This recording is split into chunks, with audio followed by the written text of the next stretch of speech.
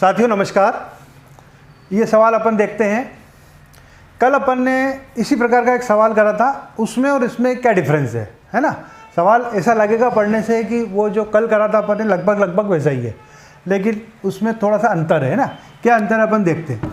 इसने कहा कि शादी के समय उसकी उम्र वर्तमान उम्र की 3/4 है, और कल जो अपन ने सवाल करा था उसमें ये था कि उसकी वर्तमान उम्र उसकी शादी के समय की इतनी है या उतनी है।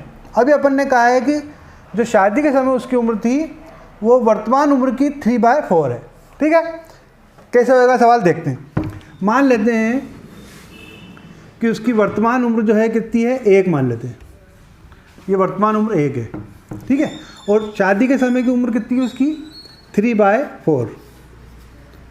वर्तमान उम्र की 3/4 है ना। तो वर्तमान उम्र 1 है। अब ये 3/4 अपन ने कैसे लिख दिया, देखो ये 1 है, वर्तमान उम्र उसका 3/4, ये उसका 3/4, ये हो गया।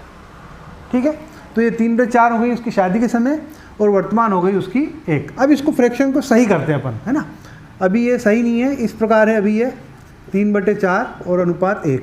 इस 4 को हटाना अपने को, तो 4 को हटाना है तो दोनों तरफ 4 का मल्टीप्लिकेशन कर दो।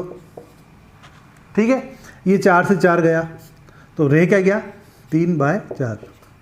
मतलब शादी के समय उसकी उम्र 3 है और वर्तमान में उसकी 4 है। लेकिन एक्चुअल का जो डिफरेंस कितनी है, शादी 8 साल पहले हुई थी वर्तमान से, तो वर्तमान में 4 है और शादी के समय 3 है। तो यहाँ 4 से 3 हो रही है, मतलब 1 कम हो रहा है। तो ये जो गैप है, कौन सा गैप है, ये वर्तमान और शादी के समय में, तो ये गैप 1 आ रहा है, और एक्चुअल गैप कितना है, 8 का। तो 1 बराबर किसके, अपने 8 के। तो 8 दिया 24 और 8 चौक 32। शादी के समय 24 साल की थी वो, और अभी कितने की वो, 32 साल की। ठीक है, तो वर्तमान उम्र उसकी 32 आ गई। और फिर क्या कहा है कि वर्तमान में उसका पुत्र उसकी उम्र का 1/8 है। तो ये जो 32 साल है उसका 1/8, तो उसका 1/8 कितना होगा, 8 चौक 32, ये 4।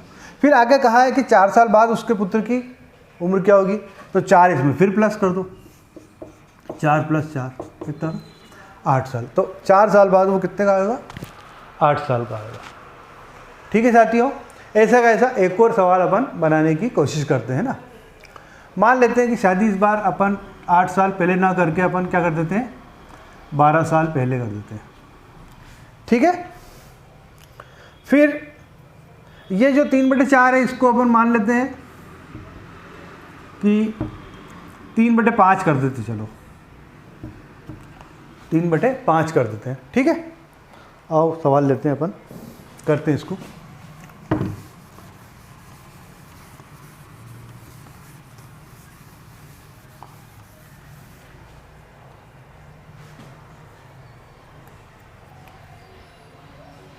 और ये जो 1/8 है, ये देखते हैं अपन सवाल के अकॉर्डिंग क्या आएगा वो कर लेंगे ना अपन। चलो देखते हैं कि वर्तमान उम्र उसकी मान लेते हैं कि 1 है ना। शादी के समय कितनी है वो, 3/5। तो ये 5 उधर जाएगा, क्या हो जाएगा, 3 और 5। गैप कितने का, 2 का। तो 2 बराबर किसके, 12 के। तो 1 बराबर क्या, तो 1 बराबर क्या आया अपने पास, ये 2 के बराबर किसके है, 12 के। तो 1 के बराबर क्या, 6। यूनिट अपनी 6 की बनी, तो 1 बराबर क्या बन गया, 6। तो 6 तिया 18 और 6 पंजे 30। वर्तमान उस उम्र कितनी है उसकी, 30 साल। अब यहाँ अपन 1/5 की जगह कर देते हैं 1/6। वर्तमान में उसका पुत्र कितना है, 1/6। तो ये 30 जो है, इस 30 का कितना करना अपने को, 1/6 करना है। तो कितना आया, 5। फिर क्या बोला, 4 साल बाद उसके पुत्र की उम्र क्या है, तो इसमें 4 प्लस कर दो, कितना आ गया, 9 साल। वर्तमान पुत्र कितने का, 9 साल का। ठीक है साथियों, एक और कर लें अपन प्रैक्टिस के लिए, है ना। अब मान लेते हैं अपन कि 12 ना करके उसकी शादी 10 साल पहले कर देते ना। तो उसकी शादी कितने साल पहले हुई थी, 10 साल पहले हुई थी। ठीक है, ये 3/5 एजिटीज रहने देते हैं, या उसको भी चेंज कर लो चाहो तो, आप बोलो तो। इसको अपन कर लेते हैं 4/5। ठीक है, और ये अपन कर लेते हैं 1/10। चलो आओ देखते हैं अपन, हटा दें इसको।